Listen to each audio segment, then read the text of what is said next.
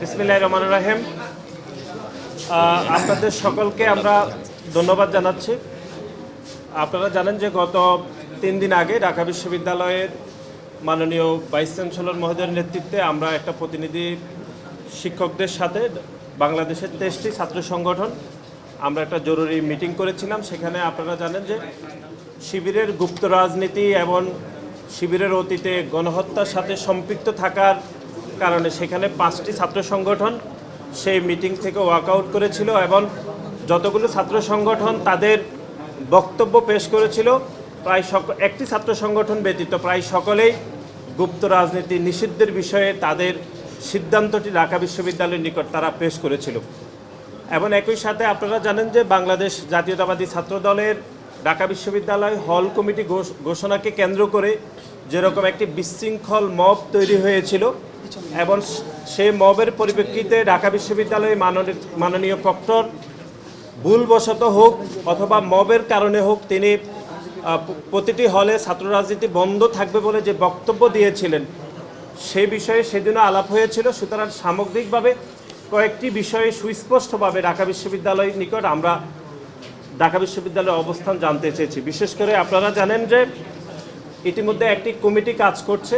সেই কমিটি ঢাকা বিশ্ববিদ্যালয়ের ছাত্র রাজনীতির ধরন কীরকম হবে, ঢাকা বিশ্ববিদ্যালয় হলগুলোতে আবাসিক হলগুলোতে ছাত্র রাজনীতির ধরন কীরকম হবে এবং এই দুইটির উপর ভিত্তি করে আগামীতে ডাকসুর পরিবেশ পরিস্থিতি কীরকম থাকবে সেই বিষয়ে বাংলাদেশ জাতীয়তাবাদী ছাত্রদল ঢাকা বিশ্ববিদ্যালয় মাননীয় উপাচার্যর সাথে আমাদের যে মিটিং আজকে হয়েছে সে বিষয়ে আমরা ওনার কাছে জানতে চেয়েছিলাম। এবং গত 3 দিন আগে যে মিটিং হয়েছিল বিশেষ করে একটি ছাত্র সংগঠন ছাত্র অধিকার পরিষদ ব্যতীত বাকি যেই 22টি ছাত্র সংগঠন গুপ্ত রাজনীতি বন্ধ রাখা হবে ঢাকা বিশ্ববিদ্যালয়ে তাদের মতামত পেশ করেছেন সেই বিষয়ে ঢাকা বিশ্ববিদ্যালয় সেই দিন কোনো বক্তব্য দেয়নি। সুতরাং আজকে আমাদের বক্তব্য থেকে আমরা সেই বিষয়ে সুস্পষ্ট ব্যাখ্যা জানতে চেয়েছি। এবং একই সাথে আপনারা জানেন ইতিমধ্যে ঢাকা বিশ্ববিদ্যালয়ের ছাত্র সংসদ নির্বাচনের যে তালিকা প্রকাশ করা হয়েছে ভোটার তালিকা, সেখানে আপনারা দেখেছেন আমরা গণমাধ্যমে দেখেছি প্রায় 150-রও বেশি ছাত্রলীগের বিভিন্ন সন্ত্রাসীরা যারা ভোটার তালিকাতে অন্তর্ভুক্ত হয়েছে।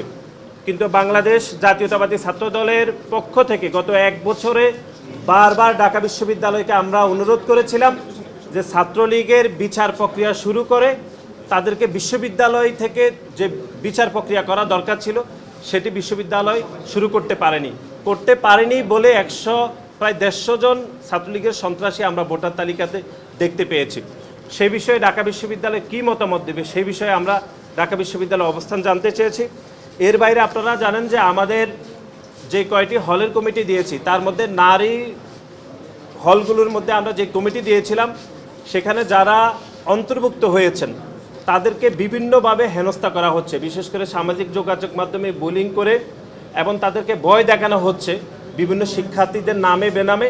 সেজন্য ঢাকা বিশ্ববিদ্যালয় মাননীয় উপাচার্যের কাছে আমরা জানতে চেয়েছিলাম যে যারা বাংলাদেশ জাতীয়তাবাদী ছাত্রদলের হল কমিটিতে অন্তর্ভুক্ত হয়েছে বিশেষ করে নারী শিক্ষার্থীদেরকে যে ভয় দেখানো হচ্ছে সামাজিক যোগাযোগ মাধ্যমে যে বুলিং করা হচ্ছে তার বিপরীতে ঢাকা বিশ্ববিদ্যালয় আদৌ কোনো ব্যবস্থা গ্রহণ করেছে কিনা সে বিষয়ে আমরা জানতে চেয়েছি।